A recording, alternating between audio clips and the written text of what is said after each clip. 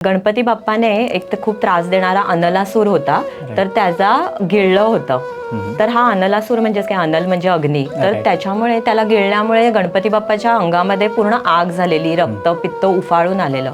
अशा वेळी ऋषीमुनींनी काय केलं, गणपतीच्या डोक्यावरती दुर्वा ठेवल्या, त्याला खायला सुद्धा दुर्वा दिल्या. तर दुर्वांनी काय झालं, गणपतीची आग होते ना ती कमी झाली.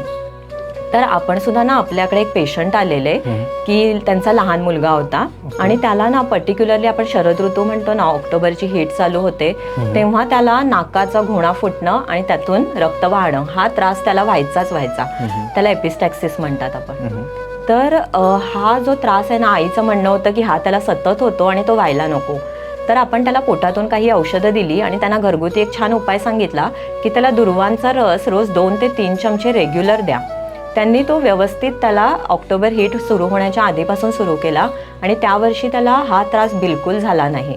तर आपण असे पण दुर्वांचे फायदे बघू शकतो.